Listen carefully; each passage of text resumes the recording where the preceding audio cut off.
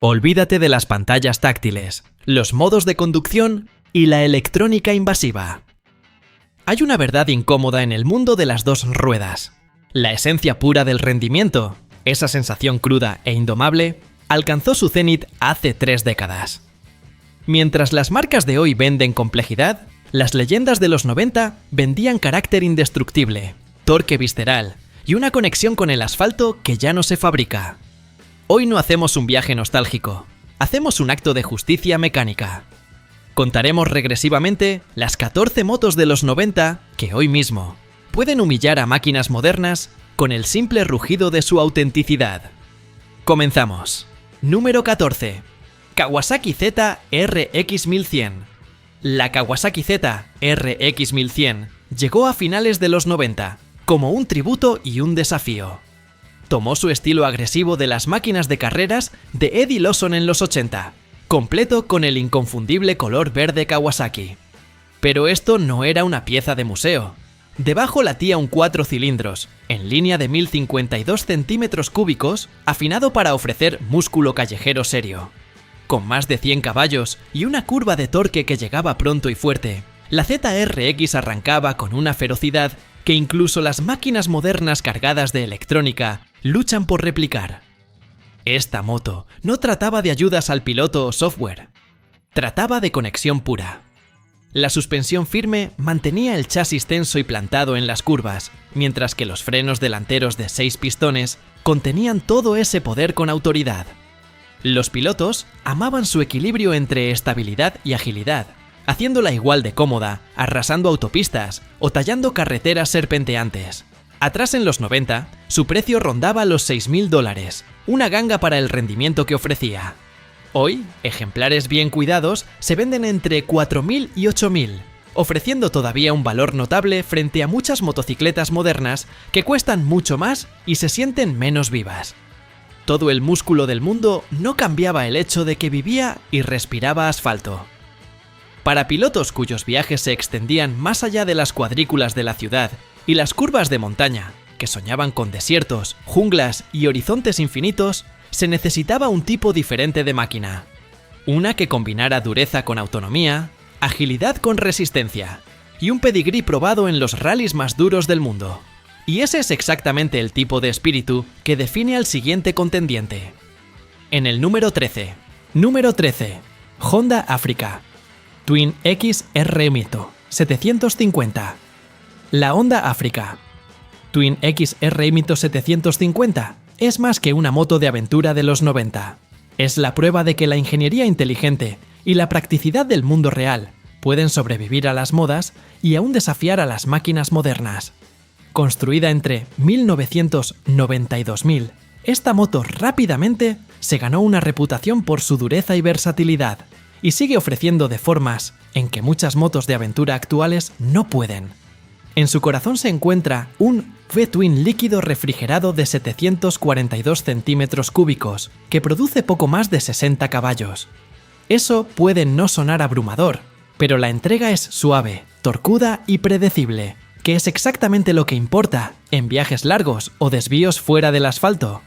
Con su caja de cambios de 5 velocidades y transmisión por cadena, la Africa Twin podía cruzar autopistas a más de 160 km por hora y aún así mantenerse controlada e inspiradora de confianza en grava o tierra. El chasis era igualmente impresionante. Horquillas telescópicas delanteras, una configuración ProLink trasera y un cuadro equilibrado le daban aplomo en el asfalto sinuoso mientras se encogía de hombros ante el abuso en los senderos. Con unos 400 kilos en seco, superaba por un amplio margen a los pesos pesados de aventura de hoy, haciéndola mucho más fácil de manejar en situaciones apretadas. Añade un depósito grande capaz de acercarse a los 400 km por tanque, y tenías una verdadera máquina para ir a cualquier parte. Cuando era nueva, la Africa Twin costaba poco más de $6.000, y a mediados de los 90, una empresa respondió redefiniendo lo que una moto de aventura podía ser con horizontes aún más largos, cargas más pesadas y comodidad a través de continentes, llegando al número 12. Número 12.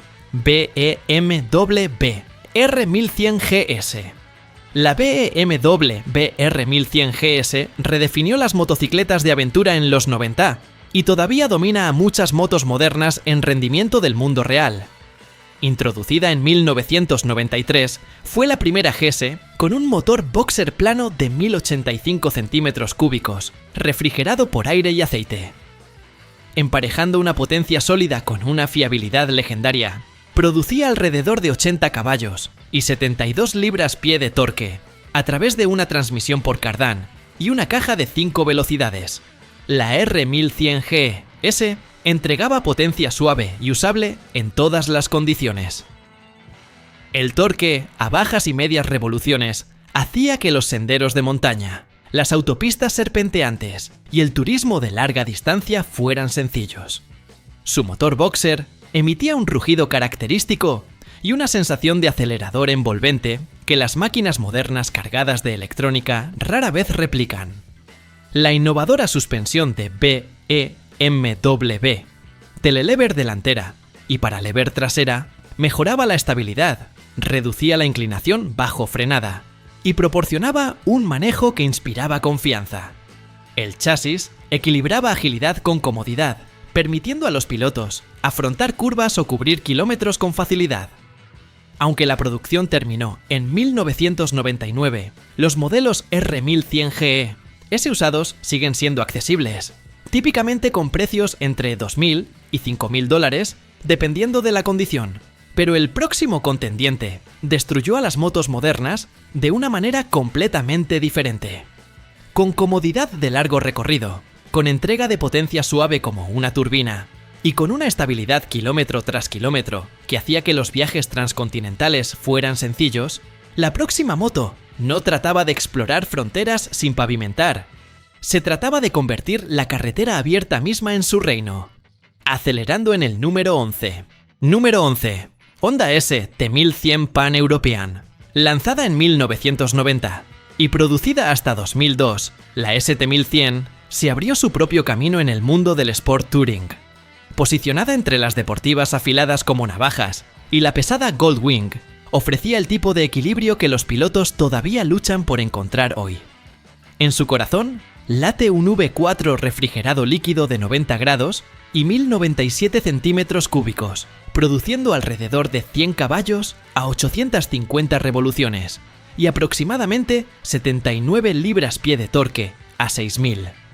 Una caja de cambios de 5 velocidades y transmisión por cardán hacían a la ST tanto suave como de bajo mantenimiento, mientras que su cuadro de aluminio y carenado completo la mantenían estable incluso cargada con alforjas y un pasajero, inclinando la balanza alrededor de 330 kilos, todavía alcanzaba una velocidad máxima superior a los 210 km por hora, demostrando que tenía músculo serio bajo la carrocería.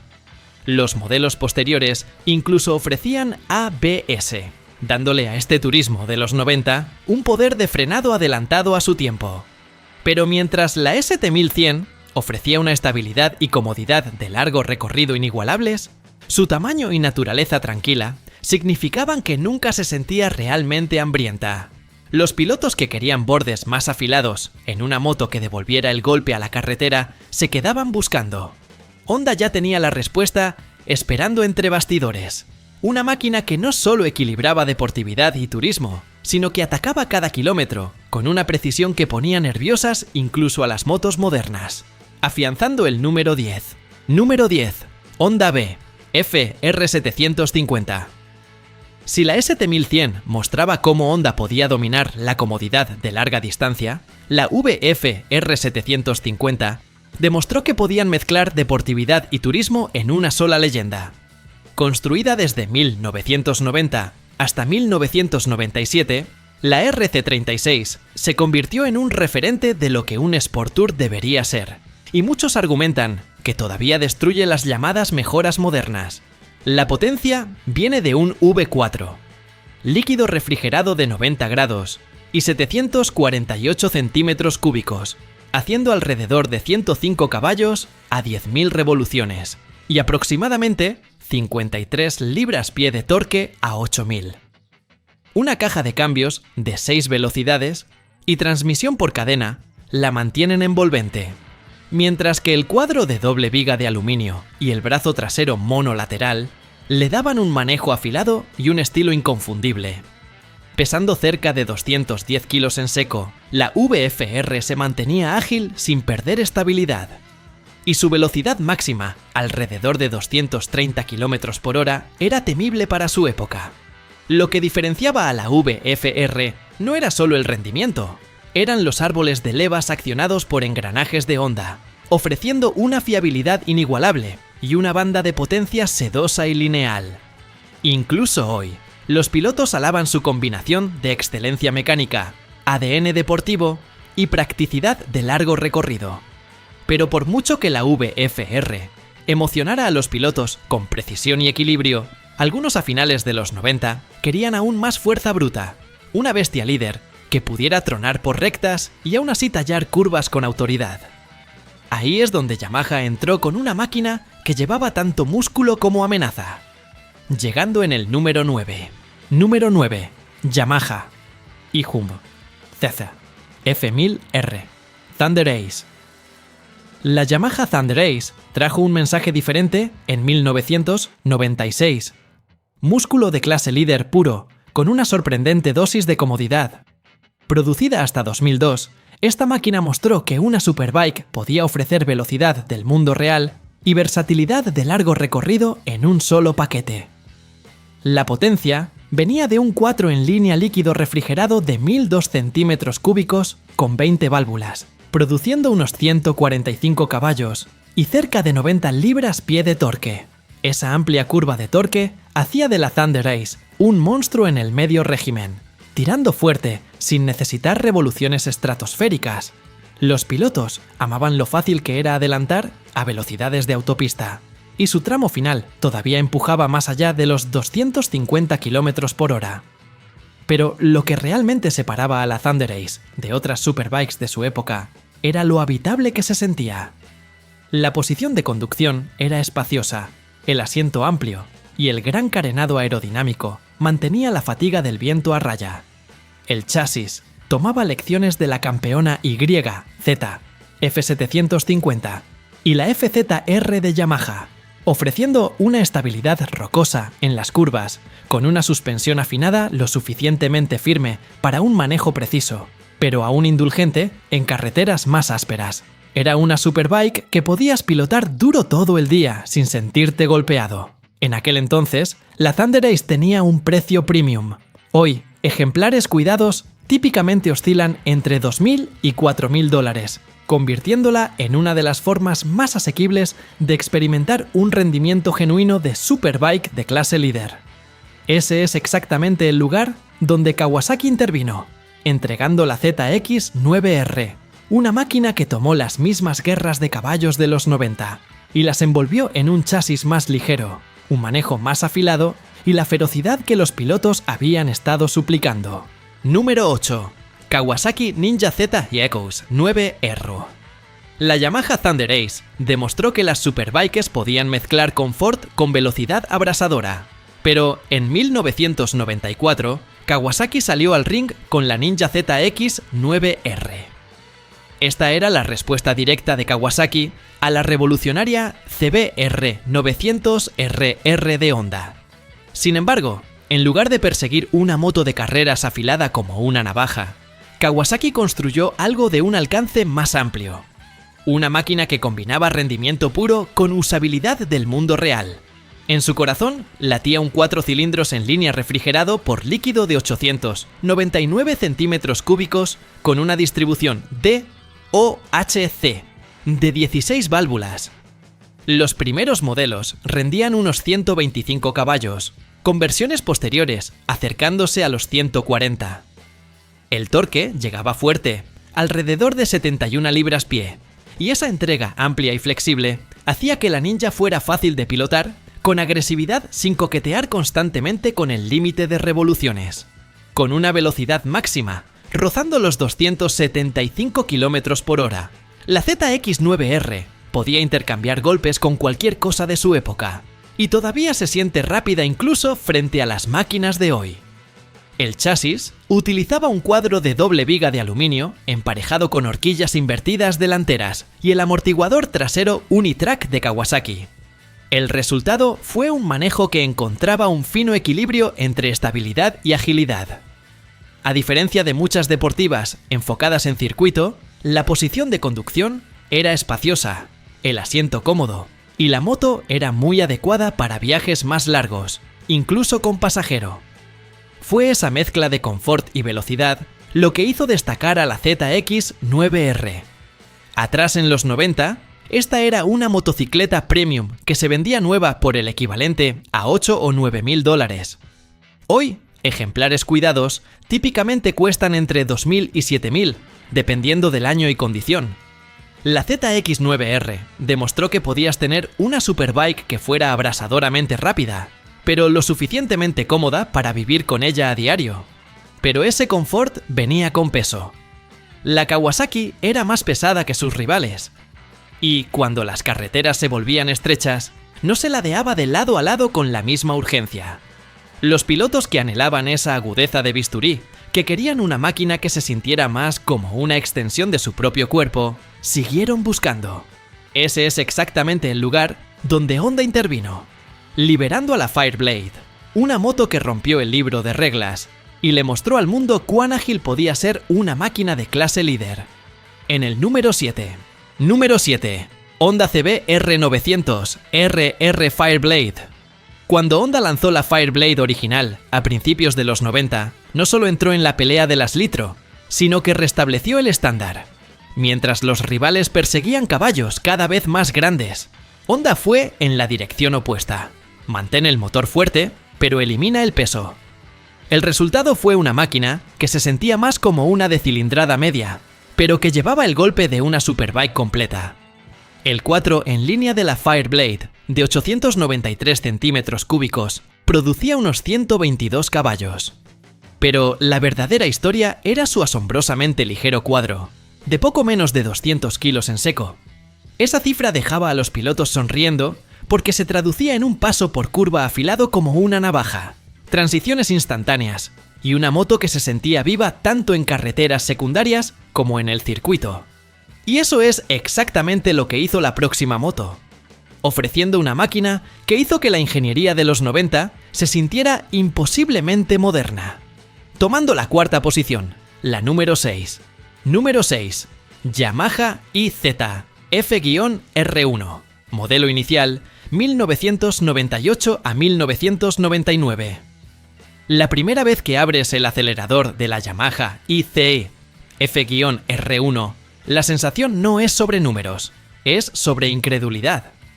El aullido de su 4 en línea se siente vivo, tirando más fuerte y rápido de lo que los pilotos de finales de los 90 jamás habían imaginado. Lo que hace a la R1 legendaria no es solo su motor de 998 centímetros cúbicos o sus 135 bestias. Es la forma en que Yamaha envolvió esa fuerza en un cuadro que pesaba poco más de 200 kilos. El resultado es una motocicleta que reacciona más rápido que el propio pensamiento. Inclínate en una curva y talla como una cuchilla. Enderézala y dispara por la recta, como si la gravedad hubiera perdido su agarre. A diferencia de las deportivas modernas, cubiertas de redes de seguridad electrónicas, la R1 original era de nudillos desnudos.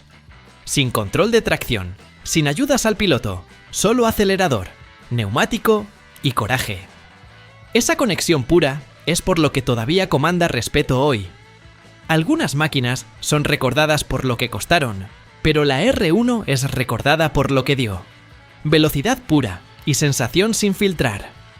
Incluso décadas después, sigue siendo el referente de lo que una verdadera deportiva debería sentir. Una motocicleta tan dominante, tan inalcanzable que durante casi toda la década de los 90 mantuvo un único título que ningún otro podía desafiar: la moto de producción más rápida del mundo. Asegurando el número 5.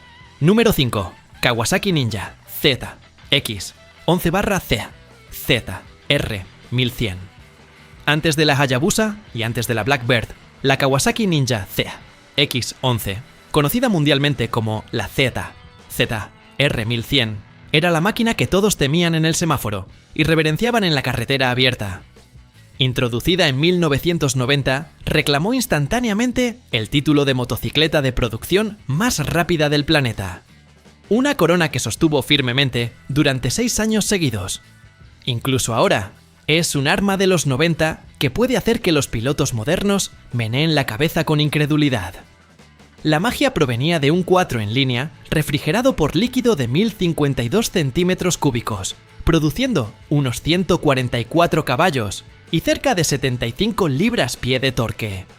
Esa fuerza lanzaba a la ZX-11 a una velocidad máxima verificada de unos 280 km por hora, con tiempos de cuarto de milla cayendo en el rango bajo de 10 segundos a más de 210 km por hora, ofreciendo todo lo que la ZX-11 no era. Más suave, más afilada, más firme, más rápida. Cuando llegó, no solo desafió al rey, lo destronó, encendiéndolo en el número 4. Número 4. Honda CBR 1100X. Super Blackbird, la respuesta de Honda al ZX. 11 de récord de Kawasaki no fue solo ir más rápido, sino ir más inteligente. Cuando la CBR 1100X Super Blackbird debutó en 1996, dejó atónito al mundo de la motocicleta al romper el techo de los 300 km por hora.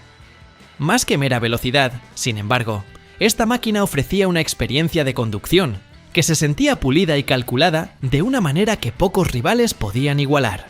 Su 4 en línea de 1137 centímetros cúbicos producía unos 164 caballos, pero la forma en que esa potencia llegaba era la verdadera magia.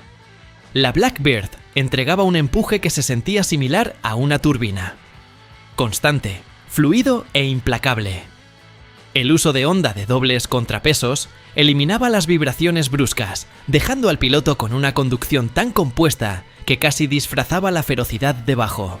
Combínalo con una carrocería moldeada en túnel de viento y un chasis que se sentía más ligero de lo esperado, y la Super Blackbird se convirtió tanto en una bala supersónica como en un devorador de millas para todo el día. Para 1999, la inyección de combustible y un sistema de admisión de aire forzado refinaron el motor aún más, allanando los baches en el medio régimen y afilando la respuesta del acelerador. El motociclismo nunca había visto una supremacía tan abrumadora, y podría decirse, no la ha visto desde entonces. La leyenda en la cima, la número 3. Número 3. Suzuki G SXR 1100, modelo slabside o posterior. Mientras Honda y Kawasaki libraban la guerra de las hyperbikes, Suzuki mantenía viva la llama de la pura rabia de carreras en la calle con la GSX-R 1100.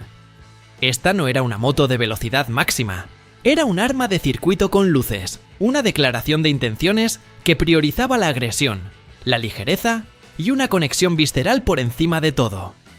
Las primeras slabside de mediados de los 80 sentaron las bases, pero fue con las evoluciones de los 90, con sus carenados más redondeados y motores más refinados, cuando la GSX-R 1100 se consolidó como el arquetipo de la deportiva cruda.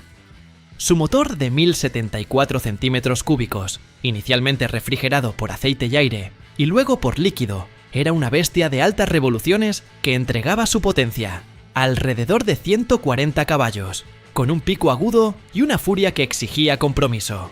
Pero mientras los japoneses perfeccionaban la fórmula de la potencia y la ligereza, en Italia se cocinaba algo diferente, algo que no solo competía, sino que cambiaba por completo la idea de cómo una moto deportiva debía verse, sonar y sentirse.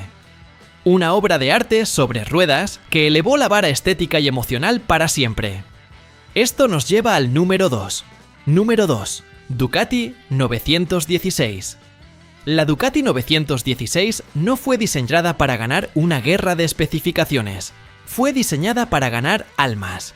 Presentada en 1994, no solo destrozó a sus rivales en los circuitos, dominando el campeonato mundial de superbikes, sino que reescribió el libro de diseño de motocicletas.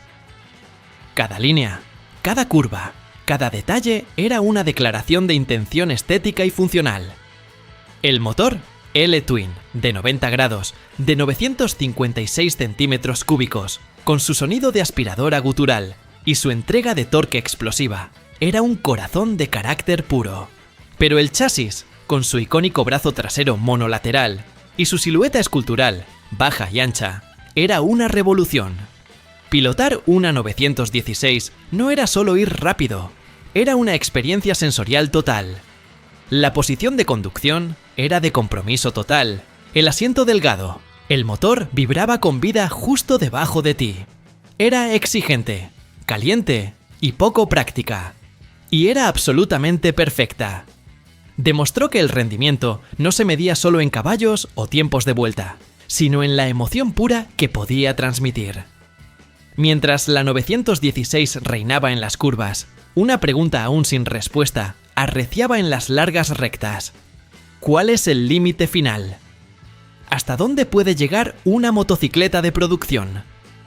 Una sola compañía se atrevió a no solo preguntarlo, sino a responderlo con una máquina tan abrumadora que puso fin a la carrera por la velocidad máxima para siempre. La leyenda en el número 1. Número 1. Suzuki GSX 1300R Hayabusa. Modelo original 1999 a 2000. Cuando Suzuki desveló la GSX 1300R Hayabusa en 1999, fue una declaración de guerra contra todo lo que vino antes. Diseñada bajo el mantra de la moto deportiva definitiva, esta máquina combinó una potencia sin precedentes, una ingeniería de precisión y una aerodinámica que burlaba al viento, en un paquete que redefinió lo que una motocicleta de producción podía lograr. Décadas después, sigue siendo una fuerza que aún puede dejar atrás a muchas máquinas modernas. En su núcleo, la Hayabusa alberga un motor de 4 cilindros en línea, de 1300 centímetros cúbicos, que genera unos 172 caballos y una curva de torque amplia y manejable. Este motor lanza la moto más allá de los 300 km por hora, con tiempos de cuarto de milla cayendo por debajo de los 10 segundos. Un rendimiento que dejó atónito al mundo de la moto en su día y que sigue impresionando. Su cuadro de doble viga de aluminio, inspirado en la armadura samurái, corta el aire sin esfuerzo, manteniendo el chasis estable y al piloto plantado incluso cuando se empujan límites de los que la mayoría de las motos modernas se alejan. La GSX 1300R Hayabusa es más que una superbike. Es la expresión última de la búsqueda de velocidad, estabilidad e ingeniería audaz de los 90. Para cualquiera que busque pruebas de que la década produjo máquinas capaces de seguir destruyendo a las motos modernas, la Hayabusa está sola en la cima. Cerró la década terminando las guerras de velocidad, y aún hoy se erige como prueba de lo que los 90 nos dieron. Motocicletas que todavía hacen temblar a las máquinas modernas. Y con el halcón peregrino, cerrando esta cuenta regresiva, queda clara una cosa. Los 90 no fueron una década. Fueron una declaración de principios. Fueron el rugido final de la mecánica analógica, del torque honesto y de máquinas que pedían ser pilotadas, no programadas. Si tienes la suerte de guardar una de estas leyendas en tu garaje, cuídala. No es una reliquia, es un recordatorio de que lo verdaderamente bueno, lo que deja una cicatriz en el alma, nunca pasa de moda.